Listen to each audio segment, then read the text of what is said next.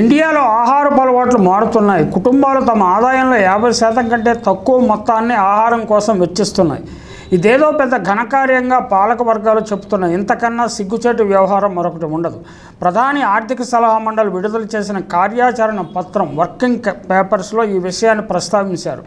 1947 తర్వాత మొదటిసారిగా కుటుంబాలు తమ ఆదాయంలో 50% కంటే తక్కువ మొత్తాన్ని ఆహారం మీద ఖర్చు చేస్తున్నాయి.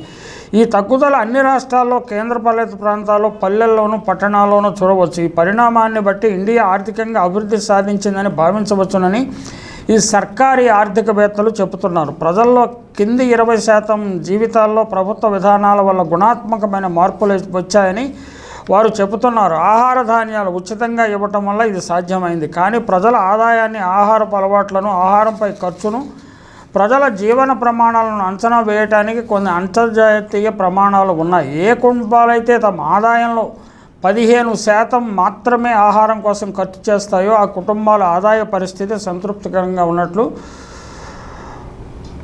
జీవన ప్రమాణాలు ఆహ్లాదకరంగా ఉన్నట్లు భావించాల్సి ఉంటుంది. ఆదాయంలో మిగిలిన మొత్తాన్ని కుటుంబాలు పిల్లలు, విద్య, ఆరోగ్యం, భవిష్యత్తు అవసరాలకు కొంత ఆదా చేసుకోవటం సాధ్యమవుతుంది. ఆదాయం మొత్తం ఆహారం కోసం ఖర్చు చేయటం ప్రజల పేదరికానికి సంకేతంగా భావించవచ్చు. ఈ సర్కారీ ఆర్థికవేత్తల అంచనా ప్రకారమే దాదాపు 50% ఆదాయాన్ని ప్రజలు ఆహారం కోసం వెచ్చిస్తున్నారు. ఈ పరిస్థితి నిజానికి ఆలోచనాపరులకు ఆందోళన కలిగించాలి. ఇండియాలో చట్టబద్ధమైన ఆహార భద్రత అమలులో ఉంది. ప్రపంచంలో అతిపెద్ద ప్రజా పంపిణీ వ్యవస్థలు ఇండియా నిర్వహిస్తున్నది. అయితే ఒక లెక్క ప్రకారం 2011-12 సంవత్సరంలో ప్రజా పంపిణీ వ్యవస్థలో పంపిణీ కావాల్సిన ఆహార ధాన్యాలు దాదాపు 42% దారి తప్పాయి.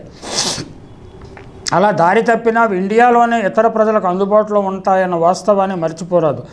అయితే కొంత ధాన్యం విదేశాలకు అక్రమంగా తరలిపోవటం కూడా వాస్తవమే. 2022-23 నాటికి ప్రజా పంపిణీ వ్యవస్థ నుంచి లీకేజీలు 22% పడిపోయాయి. ప్రభుత్వాలు అమలు చేస్తున్న ప్రజా పంపిణీ వ్యవస్థ ప్రజలకు ఎంతో కొంత మేర ఆహార భద్రత కల్పిస్తున్నది. అందుకు ప్రభుత్వాలను అభినందించాలి. అయితే ఆహారం మీద కుటుంబాలు చేస్తున్న వ్యయం కుటుంబ ఆదాయంలో 50% దిగువకు పడిపోయింది. కాబట్టి ఇండియా స్వర్ణయుగంలో ప్రవేశించిందని ఎవరైనా భావిస్తే అంతకంటే మూర్ఖత్వం మరొకటి ఉండదు.